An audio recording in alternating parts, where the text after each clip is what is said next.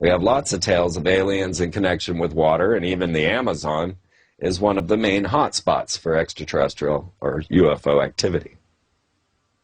But are they extraterrestrial? That's the question. When we start looking around and we find the Nazis are building UFOs as well, then we have the man-made hypothesis. We have a lot to sort out when it comes to these stories. And when what we get for our disclosure are these pilots, these officials telling us their tales of craft that have come and gone, with no real tales of the inhabitants of these crafts, no real stories, although they do come. They do talk of captured EBEs and their inevitable death in our cages. We do talk of connections with Eisenhower and his mysterious toothache when he was flown perhaps to another military base to meet with the extraterrestrials, to make a contract with them about the abductions of human race. And when we look to the Greys, we definitely see what appears to be more of a demonic type scenario.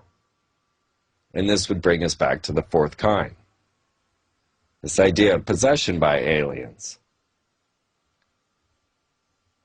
I cannot believe that if aliens were here and were visiting from some distant star, that they would need to abduct as many people and cows as has been going on for the last 50 years. And yet I believe that this is going on because the abundance of evidence to suggest so. Now, most of these men have been held at a 50-year contract before they can release their data. Some data will never be released. But it's time now for them to start to release that data, and so in this bent, the UN has announced an ambassador for ETs. And yet, you find that they're already backtracking on this. This is when Othman was given this job, a 58-year-old Malaysian astrophysicist, Mazlan Othman, head of the UN's Office for Outer Space Affairs, which is charged with promoting international cooperation in the peaceful uses of outer space. Now, as they announced that Miss Othman was going to become this ET ambassador, she quickly backtracked and started to say, no, thank you for the honor, but I need to turn this down. Now, she led Malaysia's National Space Agency before heading to the UN and helped train the country's first astronaut. And she's scheduled next week to be speaking at the Royal Society event, where in this she announced that she would not be the one to greet E.T. when he arrived, but yet would be there to discuss near-Earth objects. So now we're back to our SS officer, Werner von Braun. So here she is going to meet with the Royal Society on the idea that she's coming to deal with near-Earth objects, and yet the very meeting that she's going to is dealing with extraterrestrial contact.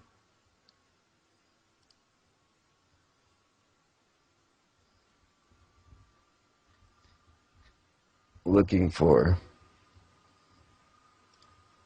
the full disclosure on this. Sometimes all of my posts, and if you want to follow along and keep up with these news stories, go over to freemantv.com and check out the Space War News. You'll find it up in the top right-hand corner. Or over at the freemanperspective.blogspot.com, where you'll find it just on the right-hand side. So I was looking for a bit more into her. Okay, so the Australian had learned that the recent quote from Othman says, "The continued search for extraterrestrial communication sustains the hope that someday humankind will receive signals from extraterrestrials. When we do, we should have in place a coordinated response that takes into account all the sensitivities related to the subject. The UN is a ready-made mechanism for such coordination." Imagine that. So they attempted to get Othman to join and become this alien ambassador, but she passed up on it, and instead is going to show up for the meeting, which has to do with everything to do with contact with extraterrestrials. But she says, no, I'm there to talk about near-Earth objects. So we're watching this unfold, and is it too obvious? Is this too simple? Where we watch it unfold, where we see it go from the Red Scare to terrorists to asteroids to aliens. Now, Apophis is back in the news. Discovery Channel is working on making an Apophis documentary about the discovery of Apophis. And at the same time, they have the ET disclosure going on. We find that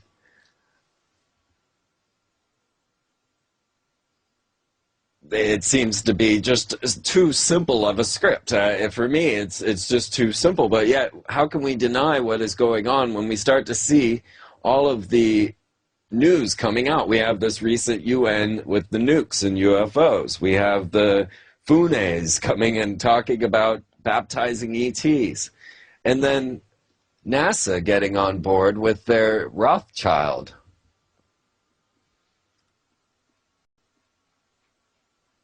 And believe it or not, I had all of these stories open and put to my space. And now, Lynn Forrester de Rothschild, she was actually a major fundraiser for Hillary Clinton, and then was a major backer of John McCain.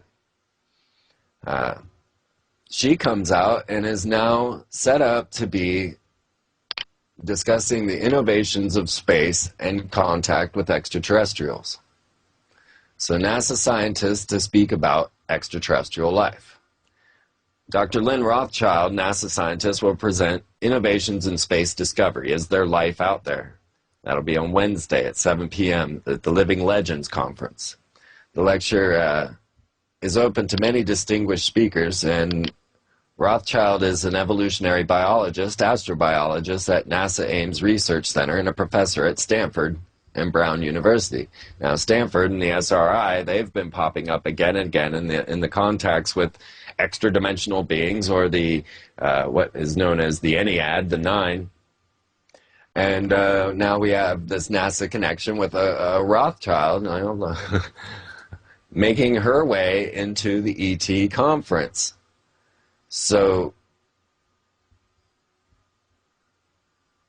she is one of the scientists who started the shift of emphasis away from just looking for radio signals from intelligent beings. As a biologist, she has led the community of astrobiologists into exploring other questions, like what are the habitat limits of life?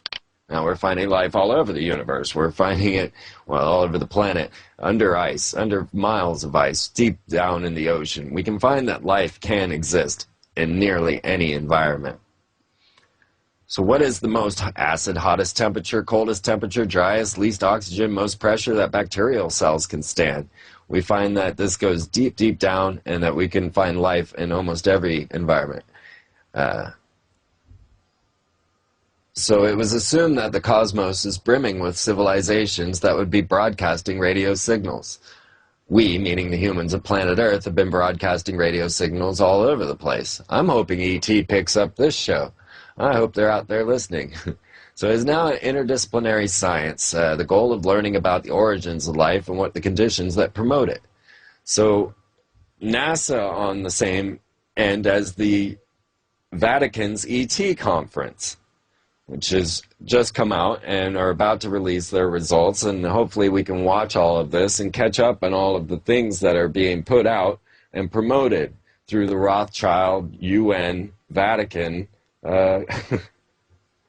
information center, right? Because that's where all of this is coming from. Royal Society, UN, Vatican. And we have to start to wonder why they want to promote this idea of ET. What would it do if ET showed up on the White House lawn? What would your reaction be? We'll be back in a minute. Some people look at this alien image as if we're dealing with the dimensional shift. The question often comes, are the aliens material or extra-dimensional? We have enough evidence to suggest both. We have enough evidence to wonder. We don't know whether aliens exist at all, but we see a lot of evidence to suggest this is the case. As we start to look into the spectrum of life on planet Earth, we find that we have these occult leaders in the UN, in the Vatican, in the White House, that are practicing occult rituals that I can determine to be extraterrestrial in origin. Now, is it possible that these priestcraft, such as the Freemasons, the Jesuits, the Zionists, actually have an extraterrestrial bent to them? Now, we can look clearly at the connections between Masonry and Mormonism and see that Joseph Smith had absolutely adopted the Masonic rites and rituals, even to the point where he disclosed that he had brought the brilliancy back to the Freemasonic rituals, that the true purpose and meaning of these rituals had been lost. And he was contacted by an call it angelic being, Moroni, an ET, an extra-dimensional being, to give him the story of life of planet Earth and give him the proper meanings of the rituals that the Freemasons were performing.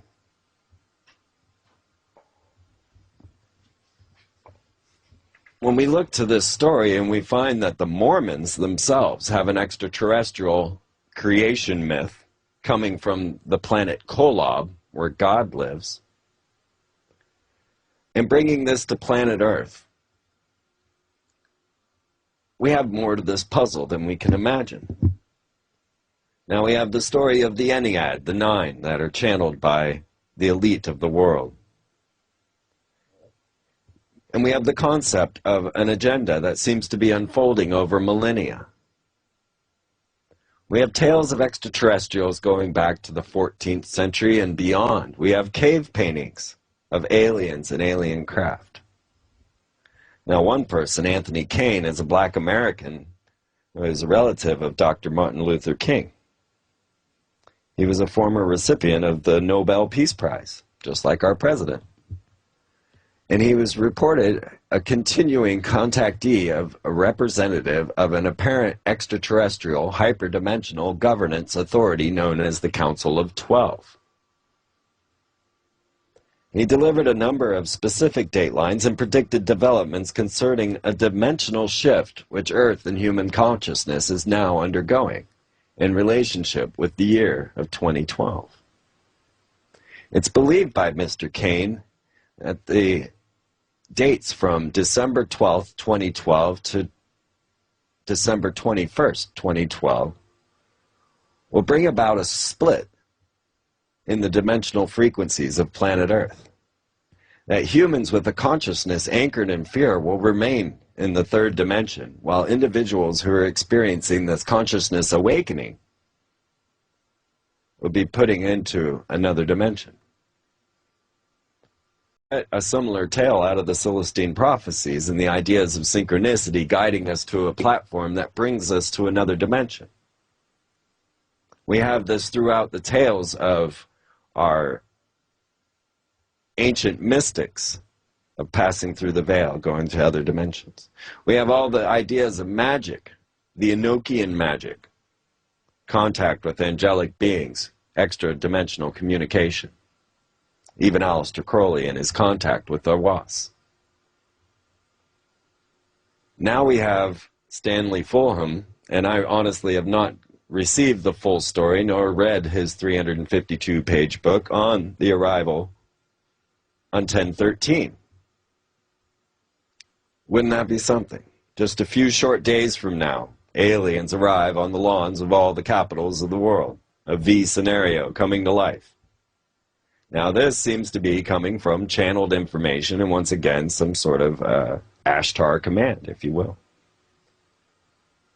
I don't know Stanley's full story, being an ex-NORAD officer, and I listened to some of his UFO stories in his interview, but not being able to read his data or his information to understand why he had predicted 1013, and of course coming out and saying, as I did with my 1013 prediction, that here I'm putting my credibility on the line. And I thought that was somewhat truthful. I felt he was really meaning what he was saying there. Now, my 1013 prediction did come true, as I had predicted the next 9/11 to be on 1013, and it turned out to be the financial collapse. And you can go to freemantv.com and check out 1013 bigger than 9/11, which was the headline in Austin, Texas. If you go and listen to the interview I did with Alex Jones on that, where he had